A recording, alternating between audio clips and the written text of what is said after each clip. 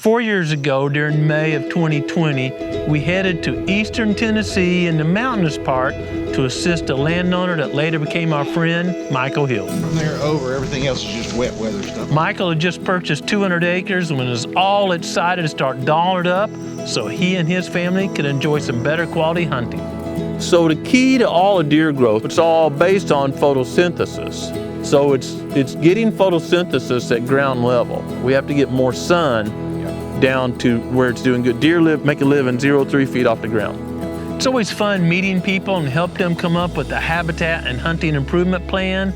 But one of the first steps is to understand their goals and objectives. So I've got 3 kids. I mean, my whole purpose was to get them involved, and I want to kill good deer. I don't want to kill everything that walks, but I want to see numbers, and I would like to see some quality. Michael's goals were very straightforward. He wanted to improve the quality of the habitat and therefore the hunting for him and his family. And of course, by improving the quality of the habitat, it improves the quality of the critters. So, I mean, there is some... I had studied a map and various satellite images of Michael's property before we drove to Tennessee, but nothing beats boots on the ground. Boots on the ground really shows you the exact terrain and or more importantly, the exact species that are on the property. I'm talking plant species, in this case, primarily trees, because there wasn't many openings, there wasn't many grasses or forbs available for the critters. This is winged elm. That's low on the, it's kind of like Brussels sprouts for me. That's low on my diet totem pole. Yeah. When deer eating winged elm, there's not enough groceries for them to express their full potential. I don't think they're starving on the mountain or something. Yeah. But based on your goals and objectives, we need a lot more food. As you would expect with the closed canopy forest, there wasn't a lot of browse. Deer are primarily browsers. Now there could be a really good acorn crop, but that's a pretty short period of time throughout the year, and certainly not during the growing season. That's not helping antler production or producing milk or fawns. So we needed to add food, and there was limited flat areas, those flat ridge tops we wanted to convert to food plots, but that wasn't enough acres to provide food for the entire property. I don't know if I'd go very much further this way. Okay. In addition to adding food, we needed to make this property a bit easier to hunt. Boy, when it's steep like that, thermals can be a real problem to get around. But when we look at the ground here, I mean, this is a desert. We're talking way less than 50 pounds of forage per acre. Well, that's nothing. Yeah. But we could turn this into 1,000 or 2,000 pounds per acre with high quality native vegetation. Yeah. When Daniel and I are working with the landowner studying a property, we often want to put that high quality native habitat in areas that are difficult to hunt, like on those steep side slopes. Now, if you're on one ridge looking into another, if the ridges are close enough, that can be an awesome hunting and food resource. In this case, the way the ridges were laid out, we were going to use that as food and bedding and put the better quality food, that food is going to be really lush during the hunting season, the food plots right on the ridge tops would be easy for Michael to approach, hunt, and exit without alerting deer, and how we knew the thermals were going to behave, and he could hunt knowing his scent was not going toward the critters. Some people don't really understand the value of native vegetation. It's really inexpensive to impact a lot of acres versus pulling stumps out of the ground and buying a tractor, all that. I love food plots, don't get me wrong. Yeah. But with the chainsaw and some work, you can make high quality habitat just by returning this to native vegetation versus these invasive cedars. Once we toured the property and knew what we needed to do to meet Michael's objective, the next step, and we visit with Michael, is creating a priority list. It can be a little bit overwhelming if you start throwing out all these things at once. It would be to me. But by really going through that priority list, based on the landowner's priorities and time and resources, we can really narrow this down and make the landowner have a 1, 2, 3 step to follow to reach their objectives. My first priority, and you can do this next week anytime, is to start planting something in those few openings you already had. Priority 2 is equal, so it's going to depend on your bid and your time and whatnot. Right. Cutting cedars and Virginia pine and start to take big equipment in to prepare these other food plots. Okay.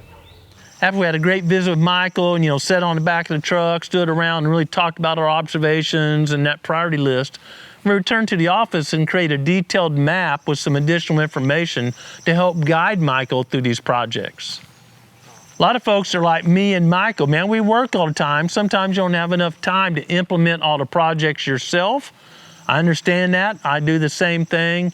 So I shared some contractors that I've used here at the Proving Ground Ones. These guys travel all throughout the Whitetails range, and Michael got a hold of them, picked the one he liked, and they assisted Michael with implementing some of the habitat work specifically to TSI, to timber stand improvement, at his project. Here we are 4 years later, and Michael's property looks a lot different, and besides just looking a lot different, it hunts a lot different also.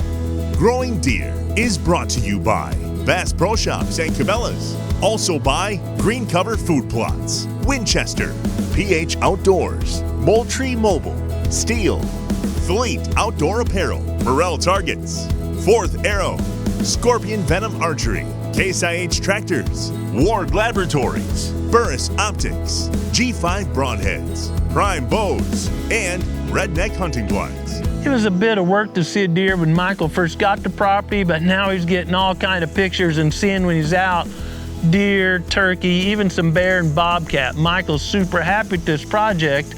And just as importantly, or maybe even more importantly, the critters are really using that property. You know, when you take a property, Michael's property is about 200 acres, and it's the best habitat in the neighborhood. Of course, those critters that were just spending 20% of their time on that property are now gonna spend much more time. You and I would do the same thing. There's not a lot of magic going on here. So Michael had the best hotel, if you will, and the best restaurants in the neighborhood. And of course, the critters are frequenting his property. Last fall, Michael's plots looked incredible. Man, they were rich and lush and producing tons of forage. But that's not the only secret. You notice right next to the food plot was that cover we were talking about earlier. Michael was the guy that implemented the program exactly as we had it laid out, and it was getting ready to pay some huge dividends. One of the secrets to the way Michael hunts, to having cover right next to the food, is deer are very comfortable and they don't have to travel very far. So Michael's working late, he can still slide in that redneck blind, get there just in time for deer just to get up, move not that many yards, and be head down in the food plot. Michael and I have stayed in touch, and last fall he had a really nice buck for the area, showing up on one of his cameras in that same situation, a food plot that joined really high quality native cover. During firearm season, Michael was able to harvest that buck, and I was super happy for Michael when I received those pictures.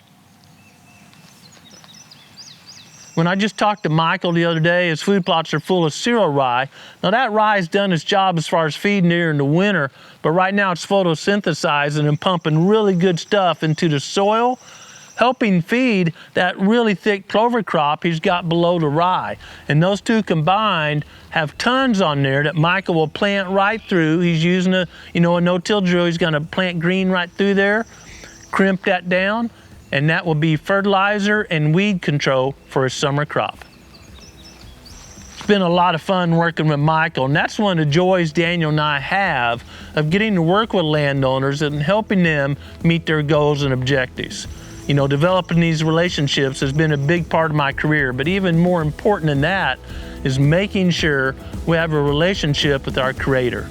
And I want to encourage you to literally take time every day to be quiet and intentionally seek the Creator's will for your life. Thanks for watching Growing Deer. I heard that one. Where was that? That one. Okay. Well, I'm hearing it. I heard it in that one. He's rocking up there.